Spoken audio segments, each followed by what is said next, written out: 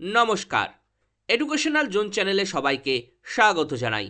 আজকে আমরা যে বিষয়টি নিয়ে আলোচনা করব সেই বিষয়টি হচ্ছে প্রাক প্রাথমিক স্তরের যে শিক্ষালয়গুলো আছে তার মধ্য থেকে মন্তেশ্বরী বিদ্যালয় বা মন্তেশ্বরী স্কুল নিয়ে আজকে আমরা আলোচনা করব। আলোচনার পূর্বে আপনাদের কাছে একান্ত অনুরোধ, ভিডিওটি অবশ্যই লাইক করবেন, শেয়ার করবেন, চ্যানেলটিকে সাবস্ক্রাইব করতে একদম ভুলবেন না। তাহলে চলুন শুরু করছি। প্রাক প্রাথমিক শিক্ষা স্তরগুলোর মধ্যে মন্তেশ্বরী বিদ্যালয়, প্রাক প্রাথমিক বলতে প্রি প্রাইমারি এডুকেশন, তার যে স্কুলগুলো আছে তার মধ্যে মন্তেশ্বরী বিদ্যালয় বা মন্তেশ্বরী স্কুল। দার্শনিক এবং শিক্ষাবিদ রুশো, পেস্তালসি, ফ্রোয়েবেল প্রমুখের চিন্তাধারা দ্বারা প্রভাবিত হয়ে মাদাম মারিয়া মন্তেশ্বরী এক নতুন ধরনের শিক্ষা পদ্ধতি প্রচলন করেন। মাদাম মারিয়া মন্তেশ্বরী তার শিক্ষা পদ্ধতিতে শিশুদের ইন্দ্রিয় প্রশিক্ষণের উপর বিশেষ জোর দিয়েছিলেন। এখানে যান্ত্রিক পদ্ধতির সহায়তায় শিক্ষাদানের ব্যবস্থা করা হতো। যান্ত্রিক কৌশল বা পদ্ধতিগুলোকে বলা হতো ডাইডাক্টিক অপারেটার্স। মন্তেশ্বরী শিক্ষা পদ্ধতির উদ্দেশ্য হল বিভিন্ন ধরনের জ্ঞান লাভে শিশুদের উৎসাহ দেওয়া। এই বিদ্যালয়ে যে সব শিক্ষা কার্যের উপর জোর দেওয়া হতো সেগুলোর মধ্যে এক নম্বর হচ্ছে আত্মসক্রিয়তা। মন্তেশ্বরী শিক্ষা পদ্ধতিতে শিশুর আত্মসক্রিয়তার উপর খুব বেশি গুরুত্ব দেওয়া হয়, অর্থাৎ শিশুকে যেন স্বাধীনভাবে হাতে কলমে কাজ করতে দেওয়া হয়। এই উদ্দেশ্যে মন্তেশ্বরী ইন্দ্রিয় পরিমার্জনের উপযোগী বিভিন্ন ধরনের ডিডাক্টিক যন্ত্রের প্রবর্তন করেন। সুতরাং এই পদ্ধতিতে স্বয়ং শিক্ষার নীতি বা প্রিন্সিপাল অফ সেলফ এডুকেশনকে অনুসরণ করা হয়েছে। তার মানে একটি শিশুকে তার সামনে অনেক কিছু সম্ভাবনা দিয়ে দিতে হবে, সেই শিশুটি নিজের ইচ্ছা মতো কাগজ কেটে, মাটি দিয়ে, কলম দিয়ে, যাবতীয় সব কিছু দিয়ে তার ইচ্ছা অনুযায়ী সেই জিনিসগুলো সে তৈরি করবে, হাতে কলমে সেই কাজটি করে শিখবে।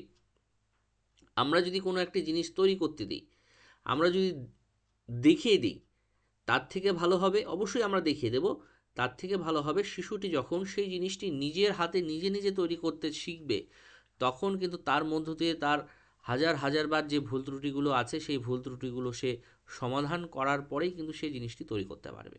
তাহলে নিজে শিখতে পারবে, স্বশিখন হবে। সেটি কিন্তু খুবই গুরুত্বপূর্ণ একটি বিষয়। 2 নাম্বার, স্বাধীন ইচ্ছা। এই পদ্ধতিতে শিশুদের স্বাধীনতা দেওয়া হয়, যার ফলে তারা ছোট থেকেই আত্মপ্রত্যয়ী হয়ে ওঠার সুযোগ পায়। বাধা বা নিষেধ শিশুর অন্তর্নিহিত সম্ভাবনাকে বিকশিত হতে দেয় না, তাই পূর্ণ স্বাধীনতার প্রয়োজন। একটা জিনিস দেখবেন বা আপনারা নিজেরাও ফিল করবেন, আমরা যখন ছোট ছিলাম তখন বাবা মায়েরা, গার্জিয়ানরা বলতো এটা করো না, এটা করো না, এটা করলে এটা হবে, এটা করলে ওটা হবে, ব্যথা পাবে, অমুক তমুক হ্যান ত্যান। এই সব কথার কারণে কিন্তু আমাদের অনেক জিনিস, যেগুলো আমাদের ইচ্ছা ছিল সেই জিনিসগুলো কিন্তু আমরা করতে পারিনি। বরং ভয়ের ফলে অনেক এমন জিনিস আছে যেগুলোর থেকে আমরা বিরত থেকেছি এবং সেই বিষয়গুলোর প্রতি কিন্তু আমাদের এখনও ভয় থেকে গেছে। সেই ভয় পাওয়ানো যদি না হয়ে আমাদের যদি অনুপ্রাণিত করতো গার্জিয়ানরা বা বাড়ির আশেপাশের লোকেরা বা বাড়ির লোকেরা, যদি আমাদের অনুপ্রাণিত করতো যে না তুমি করো, ভুল হবে তো হবে, কি হয়েছে, তাহলে সেখান থেকেও কিন্তু আমরা কিন্তু কিছু শিখতাম। একটা কাজ করে বিফল হওয়ার থেকে না করে বিফল হওয়া, এটা কিন্তু খুব বাজে জিনিস। কেউ বলল, ভয় পেয়ে আমরা পিছিয়ে গেলাম, তার থেকে ভালো আমরা কাজটা করি, করে যদি সফল হলাম তো খুবই ভালো, যদি সফল না হই সেখান থেকেও কিন্তু কিছু শেখার বিষয় আছে। সেজন্য সব বাধা নিষেধ অতিক্রম করে শিশুদের সব কিছু শেখাতে হবে বা শেখার সুযোগ করে দিতে হবে। 3 নাম্বার, ইন্দ্রিয়ের বিকাশ। এখানে শিশুর ইন্দ্রিয়ের বিকাশের প্রতি বিশেষ নজর দেওয়া হয়। শিশুরা তাদের ইন্দ্রিয়গুলোকে যাতে সঠিকভাবে ব্যবহার করতে পারে সে বিষয়ে তাদের উপযুক্ত প্রশিক্ষণ দেওয়া হয়। ইন্দ্রিয়ের বিকাশ বলতে আমাদের পঞ্চ ইন্দ্রিয়, চক্ষু, কর্ণ, নাসিকা, জিহ্বা, ত্বক, এই পঞ্চ ইন্দ্রিয়গুলোর মাধ্যমেই কিন্তু আমরা বহির্জগতের থেকে বিভিন্ন তথ্য সংগ্রহ করে মস্তিষ্কে সেগুলো হলো জারণ বিজারণ করে প্রসেস করে আমরা কিন্তু জ্ঞান অর্জন করি। আমরা আমাদের পঞ্চ ইন্দ্রিয় দিয়ে সেই বাইরের জ্ঞান যত ভালো নেব, তত কিন্তু স্বচ্ছ এবং স্পষ্ট ধারণা সেই বিষয়ের প্রতি কিন্তু আমাদের হবে। একটা উদাহরণ দিয়ে যদি বলি, অন্ধকারের মধ্যে হঠাৎ করে কিছু একটা সাদা কিছু দেখতে পেলাম, অনেকের যার চোখ খারাপ বা যার ইন্দ্রিয়গুলো অন্যরকম, কেউ সেটাকে ভূত বলে মনে করবে, কেউ মনে করবে কেউ একজন কাপড় পরে দাঁড়িয়ে আছে, সাদা কাপড় পরে দাঁড়িয়ে আছে, বা কেউ সেটিকে ধোঁয়া মনে করবে, অনেক কিছু মনে করবে। তাহলে আমাদের ইন্দ্রিয়গুলো যদি ঠিকঠাকভাবে কাজ করে তাহলে কিন্তু আমরা বুঝতে পারবো সেই বিষয়টি অরিজিনালি কী। একটি শব্দ শোনার থেকে শুরু করে কোনো বিষয়ে জীব দিয়ে টেস্ট অনুভব করা থেকে শুরু করে ভ্রান্ত যে ধারণা, ভ্রান্ত ধারণা বলে একটা জিনিস আছে। রাস্তা দিয়ে চলার পথে যদি কোনো একটি দড়ি, পেঁচানো দড়ি দেখি, হঠাৎ করে সেটাকে সাপ মনে করে কিন্তু আমরা ব্রেক করি বা ভয় পাই। তাহলে কিন্তু এটা ইন্দ্রিয়ের সঠিকভাবে দৃষ্টি না পড়ার কারণে কিন্তু, বা ইন্দ্রিয়ের ঠিকঠাকভাবে কাজ না করার ফলেই কিন্তু এই ভ্রান্ত ধারণা কিন্তু হলো।